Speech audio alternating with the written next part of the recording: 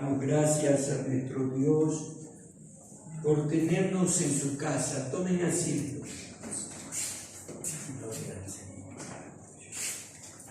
Hoy tenemos culto de Santa Cena. Por 2 meses hemos dejado de participar en este culto aquí. Por algunas razones, como ustedes conocen, se dejó de dar. Y la Santa Cena ilustra, pone como ejemplo, ¿no?, un pan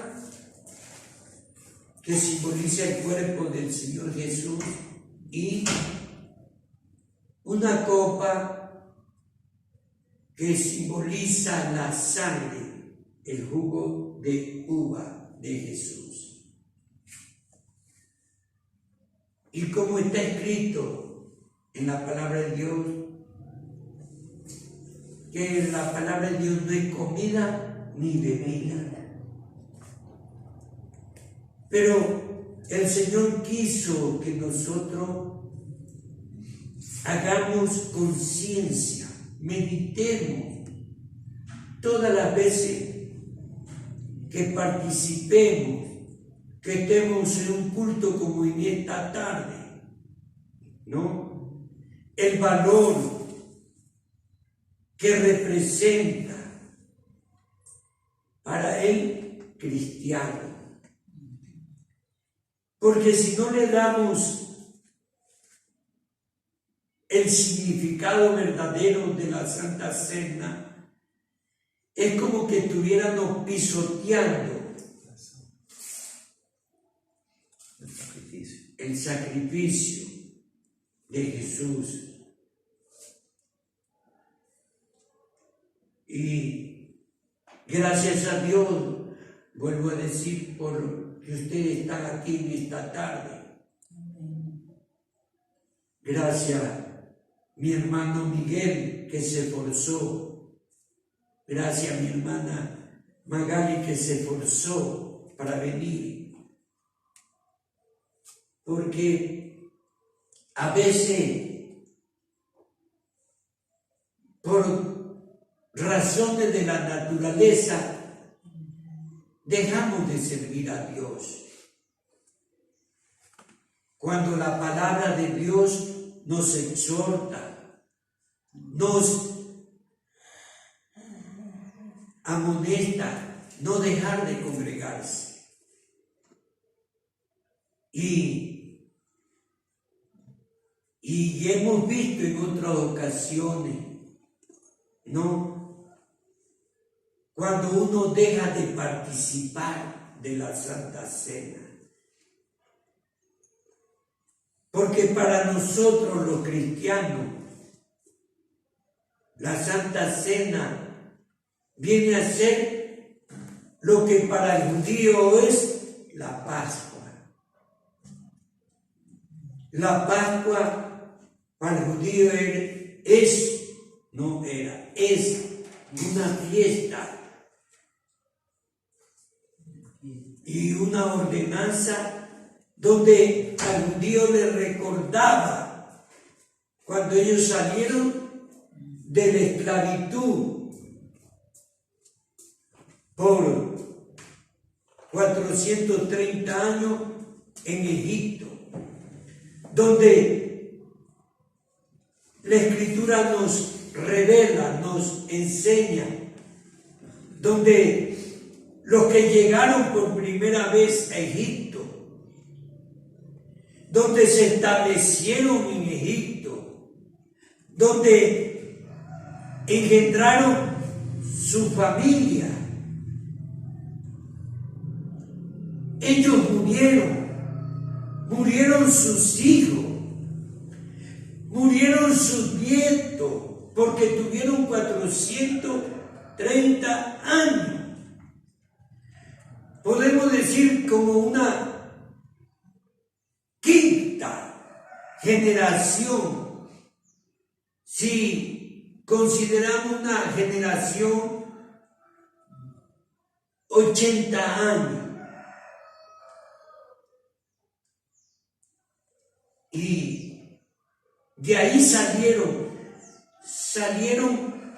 muchos que no conocían la historia de sus antepasados. No sabían por qué causa ellos tuvieron 430 años de esclavitud. ¿Y por qué salieron hasta podían pensar que era para vagar en el desierto? Porque la ignorancia hace que uno diga cosas, ¿no?, que contraría la historia.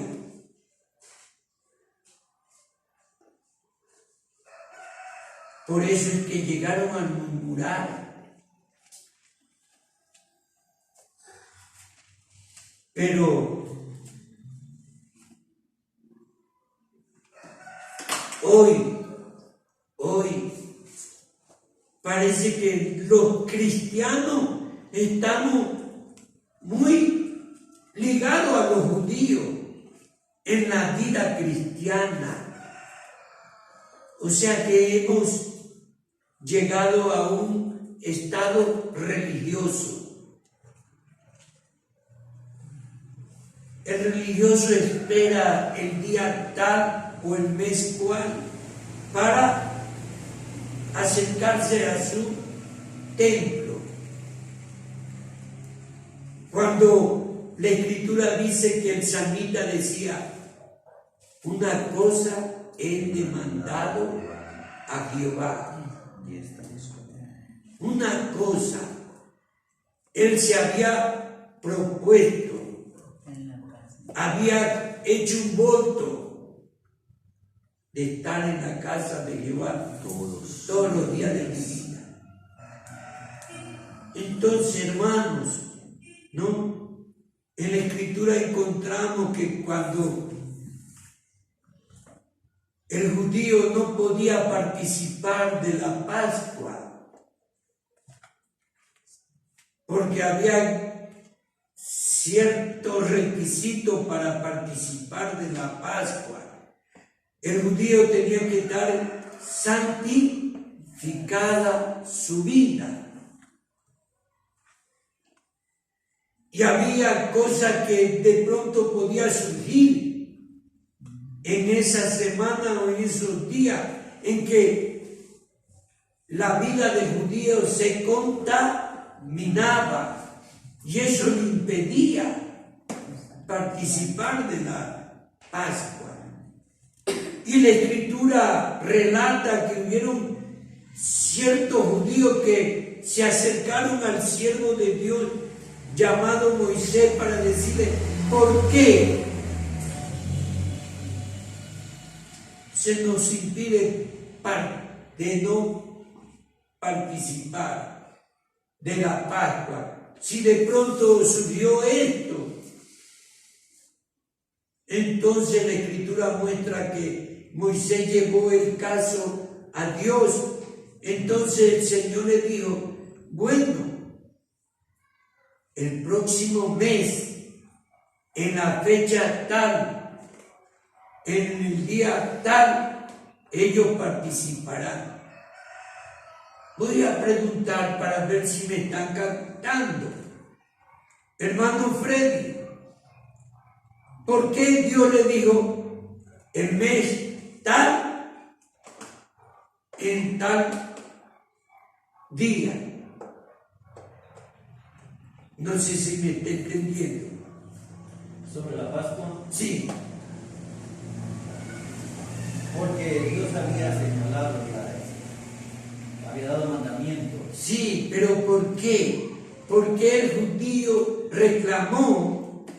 Entonces Dios le dijo, el segundo mes, porque la fecha, o sea, la Pascua se celebraba el primer mes del año. Entonces ellos no pudieron. Entonces Dios le dijo, el segundo mes, ¿por qué? Por darles oportunidad a los que estaban. No, gracias mi hermano, pero esa no es la respuesta. El hermano Junior quiso hablar. Porque habían estado inmundos o habían estado de viaje. Tampoco esa es la respuesta. Hermana, usted tiene esa oportunidad. Para que se arrepientan. Gracias. Hermana Mercedes, No sé. hermano Miguel, ¿sabe por qué? Porque el judío celebraba una vez al año, entonces tenía que esperar Un año entero. el próximo año, Recordándoles. ¿no? Y usted ve que en la cena el Señor ordenó que se haga esto En memoria todas las veces, en memoria de él. de mí o de él. Hay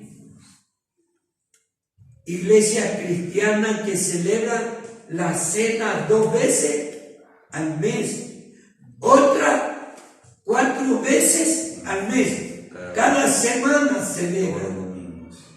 porque no hay una fecha acordada o un día acordado, sino que el Señor dijo que se haga todas las veces en memoria de mí. Y nosotros tenemos como norma, O sea, eso no es nada malo. no es nada malo, porque la Escritura dice, hágase esto todas las veces en memoria de mí. En cambio, el judío tenía que esperar un año. Entonces aquí, ¿qué podemos ver? El anhelo del judío por participar, porque esa fecha le recordaba su esclavitud y su liberación de Egipto, ¿no? Entonces, para nosotros la Santa Cena debe ser algo muy importante, de mucho valor, porque estamos haciendo algo que el Señor dejó ordenado, establecido para la iglesia. Y porque esto nos ayuda en la vida espiritual. Es como cuando usted va del médico. Hay familia, hay personas que acostumbran cada año, ¿no?, hacerse un chequeo general de su salud. Otro hasta 2 veces en el año, ¿no? Todas las veces que usted come el pan y bebe esta copa, la Biblia nos enseña que debemos hacer un análisis, un examen. Porque si usted no hace este examen, no hace esta evaluación, ¿qué enseñan las Escrituras? Porque el que come y bebe indignamente sin discernir el cuerpo del Señor, juicio come y bebe para sí. Mire, o sea, la Escritura nos lleva a hacer un examen. A discernir. Esta semana que pasó, no esta, sino la otra, me tocó ir a hacer un examen de sangre y de orina, porque últimamente los pies se me hinchaban. Entonces fui al hospital y ahí la doctora que me atendió me mandó a hacer estos exámenes. Hice los exámenes y el resultado fue que estoy bien, ¿no? Depresión, de el colesterol estoy bien, ¿no? Bueno, ¿cómo uno queda un poco tranquilo? Porque si usted se hace un examen y le dice que tiene el colesterol subido y que tiene la presión alta, y ahí viene que le mandan esto o aquello, uno se llega a preocupar. Entonces, en la vida espiritual tenemos esta ordenanza que es la Santa Cena. Amén. Y vamos a hablar de esto, de lo que es un examen. Miren lo que dice en 1 Corintios 11.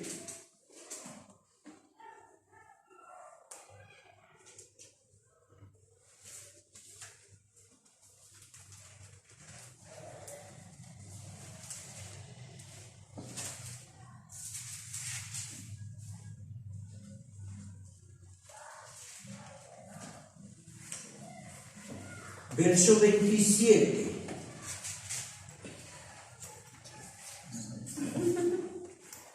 Once 27 de 1 Corintios.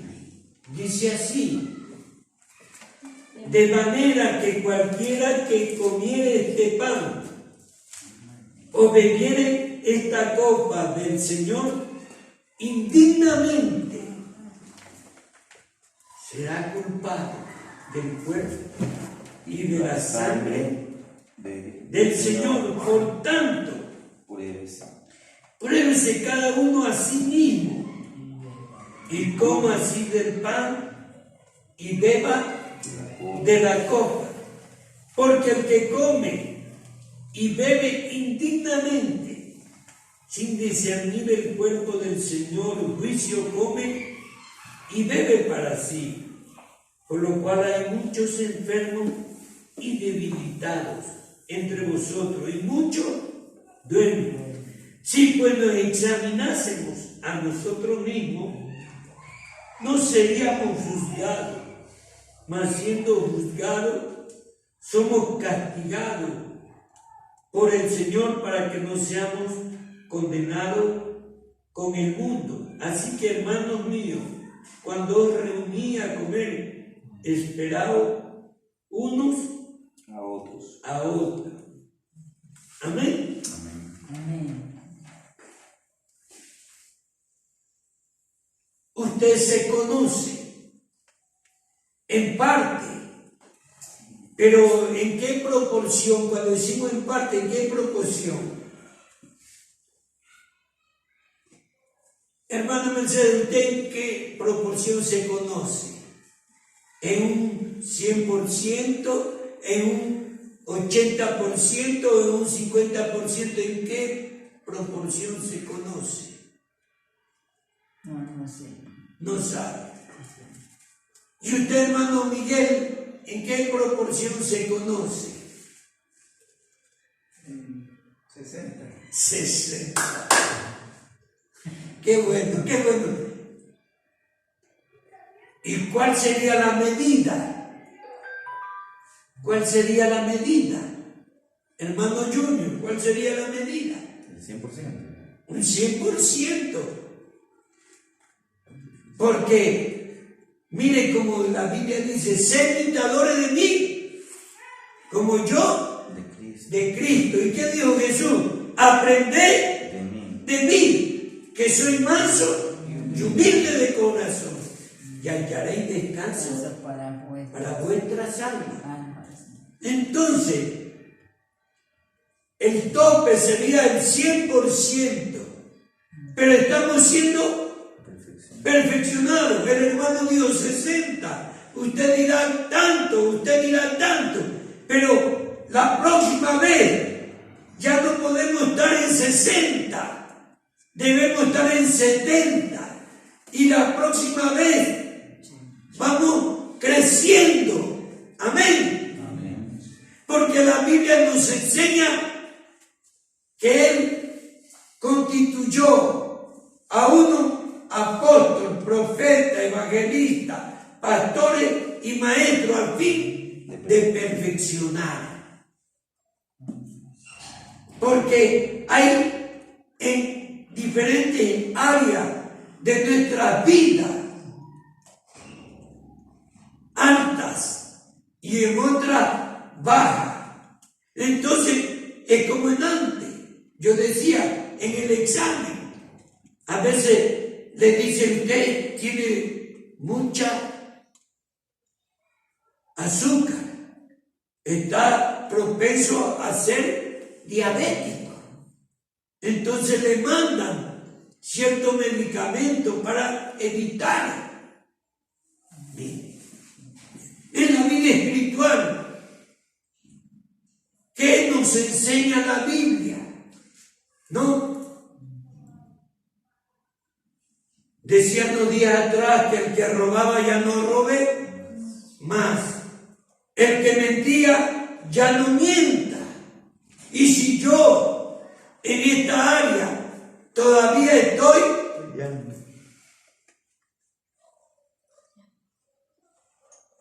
como quien dice fallando, estoy mintiendo, estoy robando, entonces debo preocuparme. Amén. En la vida cristiana tenemos que congregarnos. No podemos congregarnos cuando uno puede, como alguno dice, cuando pueda. No, no es cuando pueda. Usted tiene que tomar una posición de acuerdo a la palabra de Dios. Porque si Dios le da a usted la vida y le da la salud, y usted trabaja, usted descansa y usted hace algunas actividades propias suyas, pues Dios espera que usted, en gratitud, usted venga a la casa. No necesita que le estén diciendo: hermano, hermana, venga a la casa, sino que debe nacer de usted. ¿O no es así? Amén. Debe ser así. Porque si esto hay en usted y en mí, esto le va a agradar a nuestro Dios. Amén. Amén. Porque no es con fuerza, es con mi espíritu, dice. Pero es importante que usted entienda que necesita esforzarse. Y en la vida espiritual no solamente necesitamos congregarnos, necesitamos orar. Jesús enseñó: entra en tu aposento secreto, y tu Padre que ve lo secreto te recompensará en público. Usted ve la Asamblea de Dios ecuatoriana, que yo le he dicho en muchas ocasiones, aprendí de los misioneros, y ellos enseñaban que el culto empezaba cuando usted llegaba. O sea que el culto tiene un horario. Aquí el culto empieza 5:30, pero hemos escuchado al hermano Héctor David decir que venga antes de las 5:30 para que tenga usted un tiempo de oración. Entonces, allá en Guayaquil el culto empezaba a las 7 de la noche, pero el templo estaba abierto desde las 6:30. Y había hermanos que llegaban 6:30, otro cuarto para las 7, pero ¿qué sucede?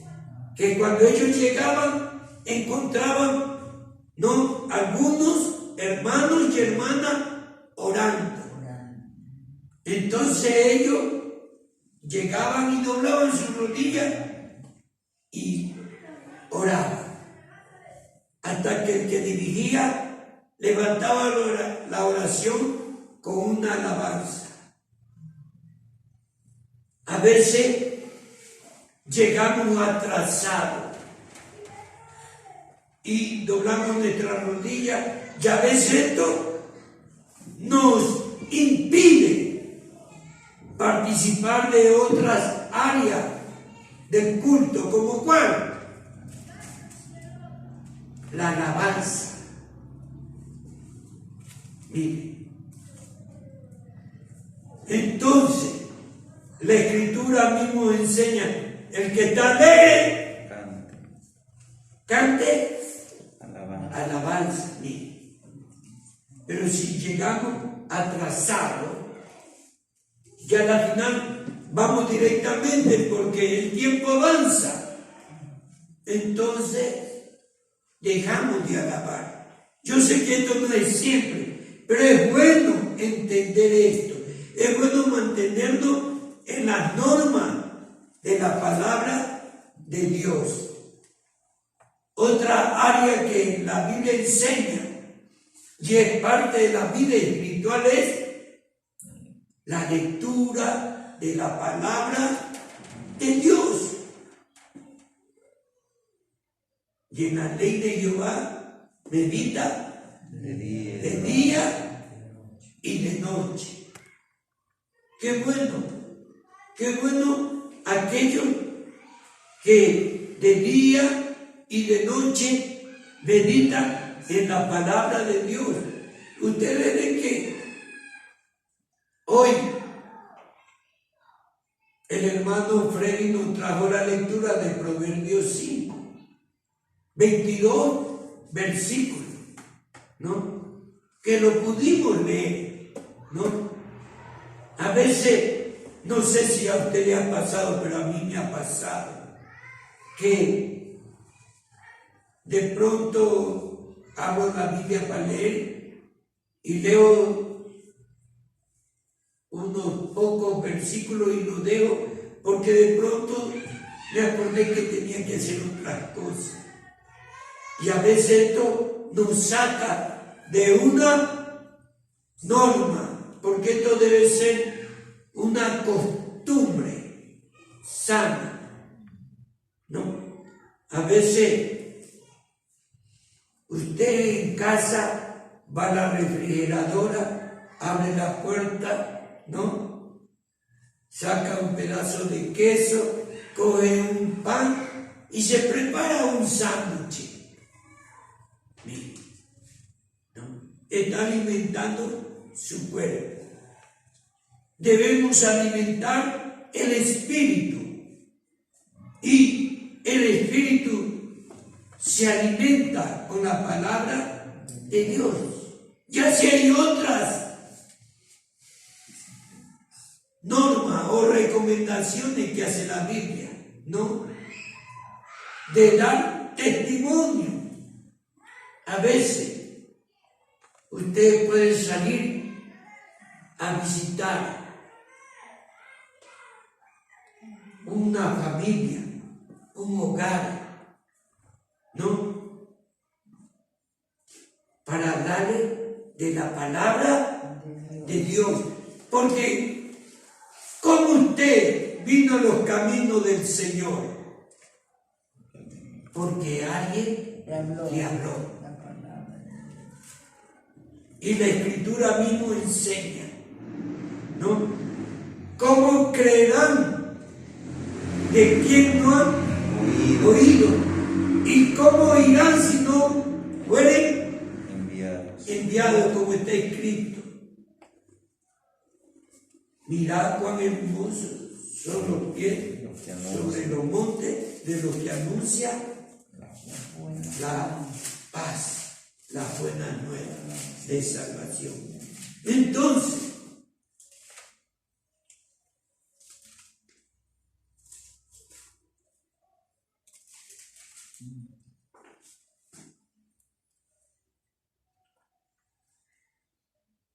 dice el verso 27, de manera que cualquiera que comiere este pan o bebiere esta copa del Señor indignamente será culpado del cuerpo y de la sangre del Señor. Comer de manera indigna es participar de la mesa del Señor con un espíritu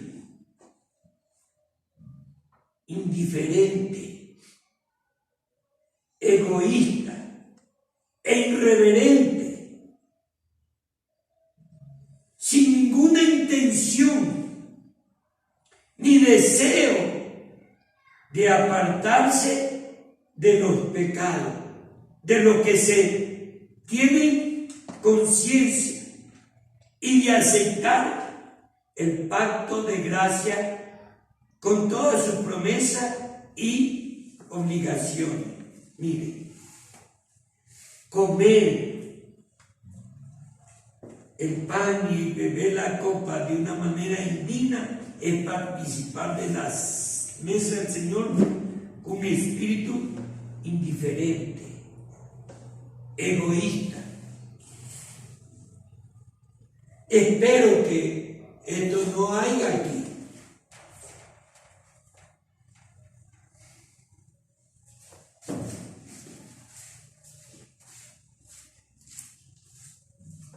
Pero es bueno hablar de esto, porque uno puede caer en esta manera, ¿no? Irreverente, porque se escucha decir, el Señor sabe todo. Pero usted y yo tenemos que esforzarnos por hacer siempre la voluntad de Dios. Debemos esforzarnos por agradar al Señor y no agradarnos a nosotros mismos. Peor a otros. Por eso es que Jesús dijo, el que no ama, el que ama más, mamá, papá, esposa, hijo, hija, más que a mí, no es digno de mí. El Señor tiene que estar en primer lugar en nuestras vidas. Y si el Señor está primeramente en primer lugar en nuestra vida, sus enseñanzas, nuestras obligaciones tienen que estar en ese lugar. Amén, hermanos. Amén. Bendito sea el nombre del Señor. El que así participa de manera indigna peca terriblemente contra el Señor. Es culpable de volver a crucificar a Cristo e inmediatamente cae bajo un juicio y una retribución especial. Mire lo que dicen los versos que siguen. Vamos a leer el verso 29. Porque el que come y bebe indignamente, sin discernir el cuerpo del Señor, juicio, come y bebe para sí. Por lo cual hay muchos enfermos y debilitados entre vosotros, y muchos duermen, que quiere decir que han muerto. Si pues nos examinásemos a nosotros mismos, no seríamos juzgados, mas siendo juzgados, somos castigados por el Señor, para que no seamos condenados con el mundo. Mire, el que participa de una manera indigna peca y cae bajo juicio. Por eso dice que hay muchos enfermos y otros debilitados y otros duermen.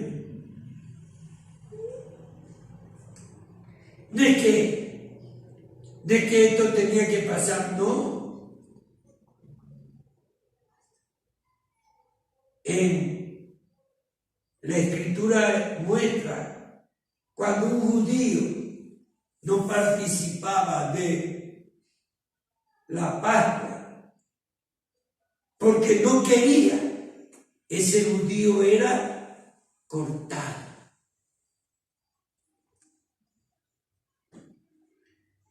Y a veces la palabra cortado habla de muerto, como también, como en el caso del rey Saúl.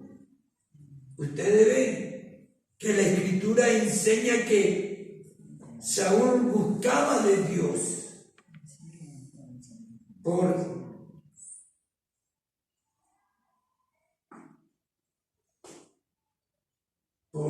diferentes maneras, pero Dios no le respondía. Mire, tanto que llegó a caer en el pecado de la hechicería. Fue a consultar a una hechicera. Porque llega un momento, ¿no? Porque ustedes ven los que salieron de Egipto, que salieron con una edad.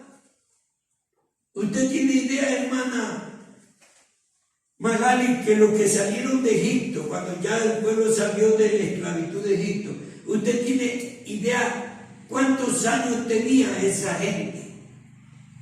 Unos 30, 40 años. Más. Vamos a decir, usted se acercó cuando dijo 40, pero la Escritura enseña que esa gente que salió de Egipto digo para Dios, ¿para qué nos habéis sacado para hacernos morir en este desierto? Y nuestros hijos que tenían 2, 3 años, mire, pues si ellos salieron de ahí, no de entraron, sino que pasaron 40 años en el desierto. Y los niños que pasaron también 40 años, ellos con 40 y pico, cerca de 50, entraron a la tierra prometida. Miren. Entonces, estas personas que salieron de ahí no entendieron, no creyeron, endurecieron su corazón, porque ellos habían muchas veces murmurado, hasta que Dios dijo: ustedes no entrarán.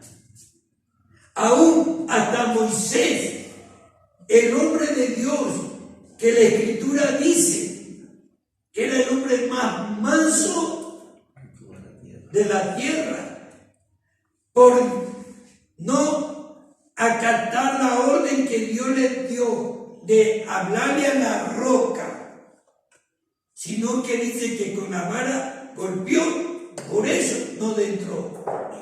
Entonces, si nosotros escuchamos la palabra en esta tarde y noche, pero continuamos con esa costumbre de servir a nuestra manera, cuando no, la Escritura enseña que el que sabe hacer lo bueno y no lo hace, comete pecado. Pero uno oye y continúa. Cuando la Biblia dice que si oyere hoy su voz, no endurezcáis vuestro corazón. ¿Qué está diciendo Dios? Cambia tu manera de servir, tu manera de vivir. Entonces, hermano, miren lo que dice: ser culpable de pecado contra el cuerpo y la sangre del Señor Jesús implica ser hecho responsable de su muerte. Judas 12, miren lo que dice Judas 12.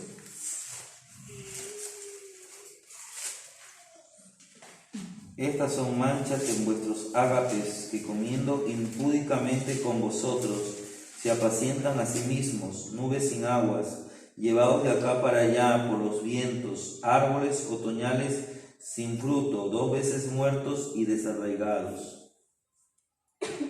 Miren, estos son manchas en vuestro ágape, que comiendo impúdicamente con vosotros se apacientan a sí mismos, nubes sin agua llevadas de acá para allá por los vientos, árboles otoñales sin fruto, 2 veces muertos y desarraigados.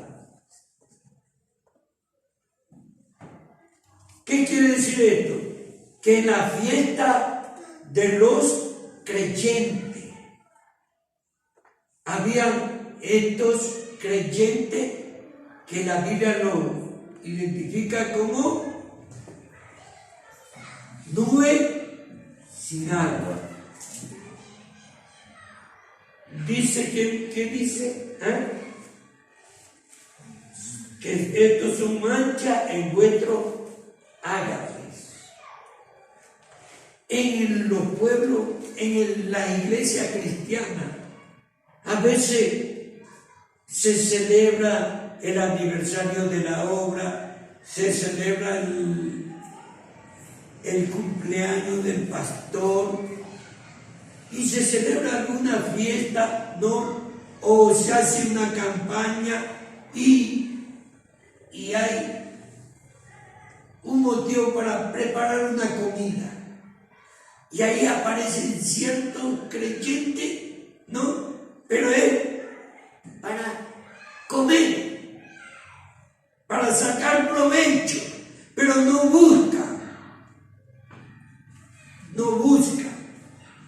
cambiar de conducta, ¿no? Dice 2 veces muertos los maestros apóstatas entre los lectores de Judá están 2 veces muertos, literalmente, habiendo muerto 2 veces. Los falsos maestros fueron en otros tiempos creyentes en Cristo, que habían pasado de muerte a vida. San Juan 5:24, ¿qué dice? De cierto os digo que el que oye mi palabra y crea que me envió, no vendrá a condenación, sino que ha pasado de muerte a vida. Pero no hay un cambio. Cuando la Escritura dice que si alguno está en Cristo, nueva criatura es. Entonces, tengamos cuidado. Juan dice, no vendrá condenación, pero después se separaron de Cristo. Lo que dice Judas, su mancha en vuestro ágape.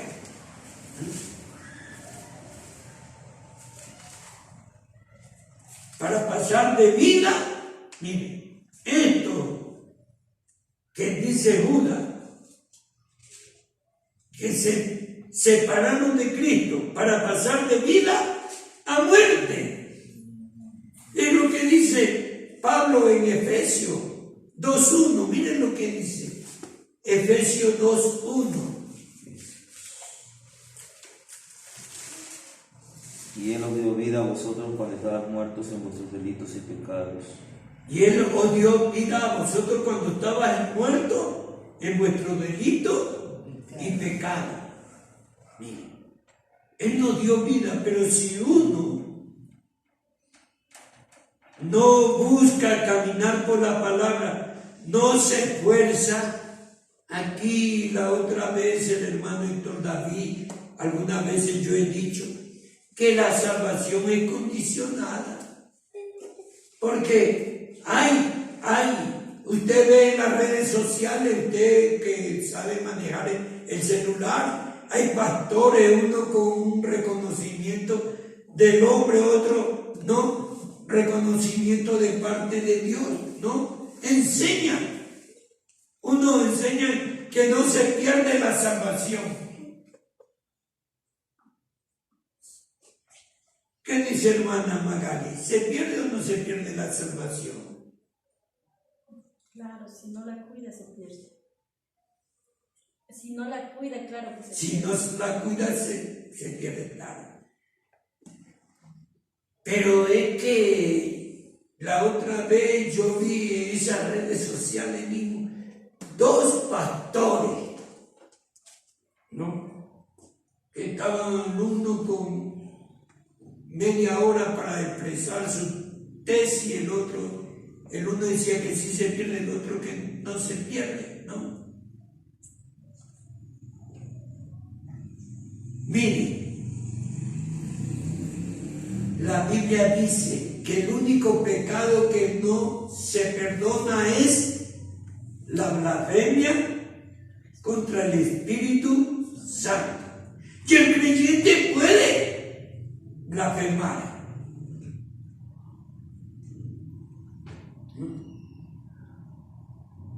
A veces viene una persona que usted no conoce, pero es un hombre de Dios, una mujer de Dios, y usted no acepta, dice, eso es del diablo. ¿Qué está haciendo? Está blasfemando. Entonces uno tiene que tener mucho cuidado con lo que dice, porque la Biblia dice que la vida está en el poder de la lengua. Por eso la Escritura dice que uno va a dar cuenta de toda palabra ociosa. Entonces, ¿no? Romanos 8:13. Romanos 8:13, ¿qué dice ahí? Porque si vivís conforme a la carne, moriréis, mas si por el Espíritu hacéis morir las obras de la carne, viviréis.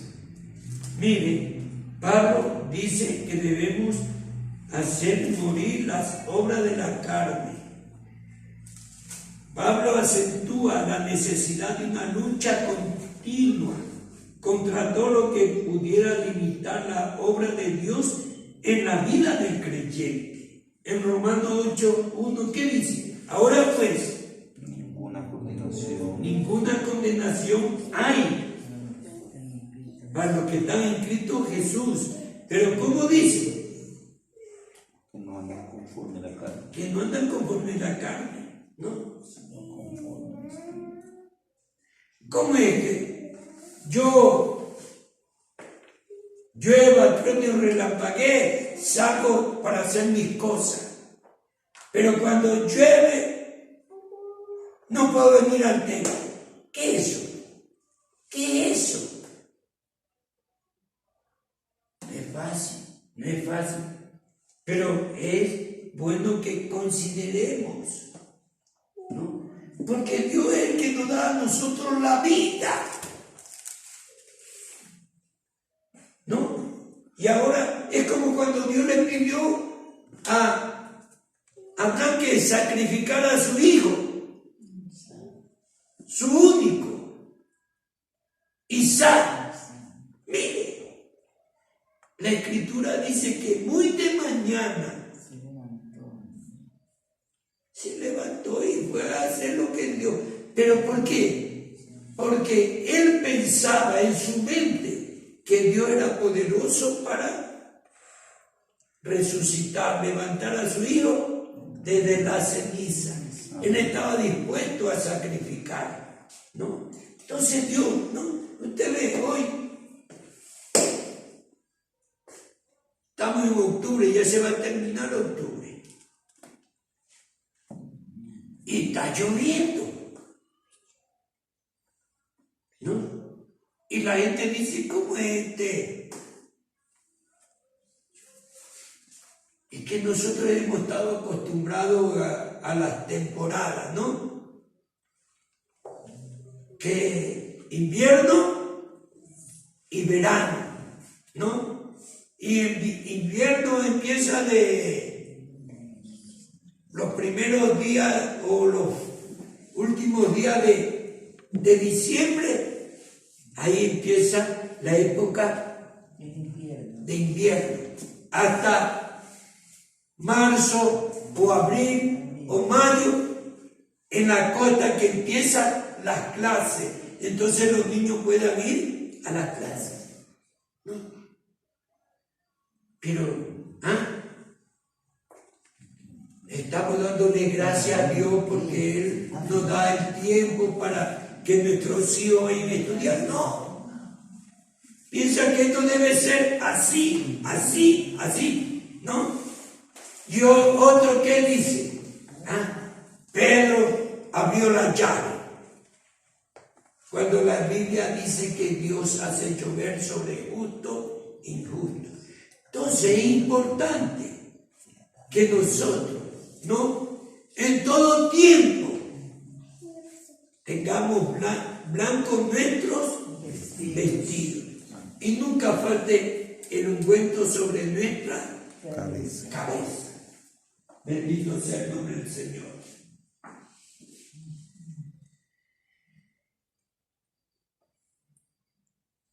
En 1 Corintios 11, 29, ya leímos ahí, pero vamos a recordar lo que dice: porque el que come y bebe indignamente sin discernir el cuerpo del Señor, juicio come y bebe para sí.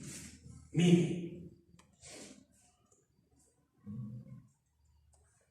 Por lo cual hay muchos enfermos y debilitados entre vosotros y muchos duermen. Si tuviéramos cuidado en examinarnos y corregirnos, el Señor no tendría que intervenir en contra nuestra.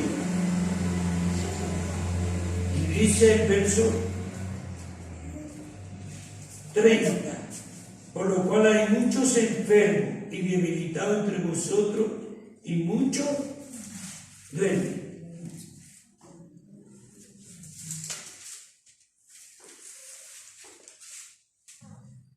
El propósito del juicio del Señor, según el verso 30, por lo cual hay muchos, porque el 29 dice, juicio come y bebe para sí, por lo cual hay muchos enfermos. Entonces, el propósito del juicio del Señor es que el creyente no sea condenado para siempre con el mundo. Entonces, ¿qué tiene que hacer el creyente?